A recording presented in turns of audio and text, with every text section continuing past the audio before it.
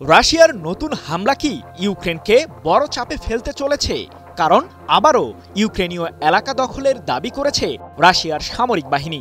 যুদ্ধবিরতির সম্ভাবনার মধ্যে ইউক্রেনে কেন এত বেশি হামলা চালাচ্ছে রাশিয়া? পুরো দোনেস্ক অঞ্চলই কি রাশিয়ার কাছে হারতে চলেছে ইউক্রেন?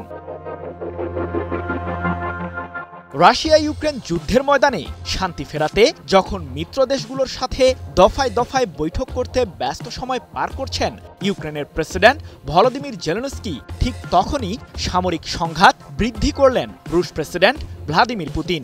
প্রায় ৪ বছর ধরে চলমান এই যুদ্ধ নিয়ে শান্তি চুক্তির জন্য একটি খসড়া প্রস্তাব এরই মধ্যে প্রস্তুত করেছে যুক্তরাষ্ট্র।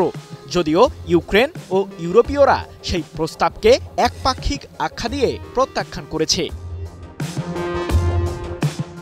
তবে পুতিন জানিয়ে দিয়েছেন, ডনবাস থেকে ইউক্রেন সেনা প্রত্যাহার না করলে জোর করেই অঞ্চলটির নিয়ন্ত্রণ নেবে রাশিয়ার সেনারা। তাহলে কি ভয় পেয়ে রাশিয়ার কাছে ভূখণ্ড ছেড়ে দেবেন জেলেনস্কি? ভূখণ্ড ছাড়ের বিনিময়ে রাশিয়ার সাথে কোনো ধরনের আপোষ না করার সিদ্ধান্তে অটল ইউক্রেনের প্রেসিডেন্ট জেলেনস্কি।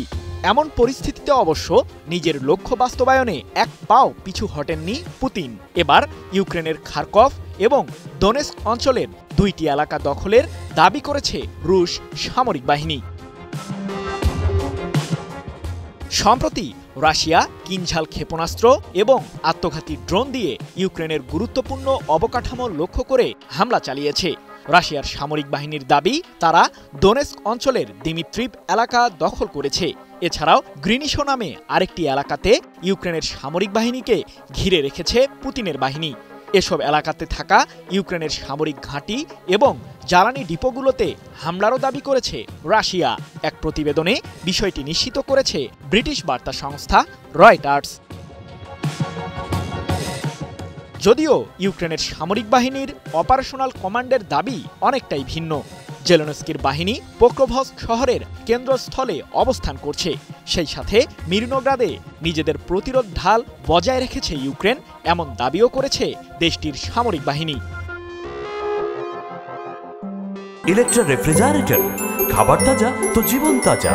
ইলেকট্রা, ফ্রিজের রাজা। এদিকে সামরিক বাহিনীর প্রয়োজনীয় রসদ সরবরাহ নিশ্চিত করতে পোক্রোভস্ক এবং মিরনোগ্রাদে ইউক্রেনের সেনাবাহিনী অতিরিক্ত লজিস্টিক করিডোর স্থাপন করেছে বলেও জানা গেছে।